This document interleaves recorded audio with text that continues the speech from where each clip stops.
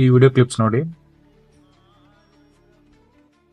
ಮಹಾಯಜ್ಞ ಕಾರ್ಯಕ್ರಮ ಅಂತ ನರ್ಮದಾ ನದಿ ಕಾಂಟ್ಯಾಕ್ಟ್ ಮಾಡಿದ್ರು. 21 ದಿನ 11,000 ಲೀಟರ್ ಹಾಲನ್ನ ಡೈರೆಕ್ಟ್ ಆಗಿ ನದಿಗೆ ಬಿಟ್ಟಿದ್ದಾರೆ. ಇನ್ನೊಂದು ಕ್ಲಿಪ್ ಅಲ್ಲಿ 165 ಲೀಟರ್ ದೇಸಿ ತುಪ್ಪನ ಗಂಗಾ ನದಿಗೆ ಡೈರೆಕ್ಟ್ ಆಗಿ ಬಿಟ್ಟಿದ್ದಾರೆ.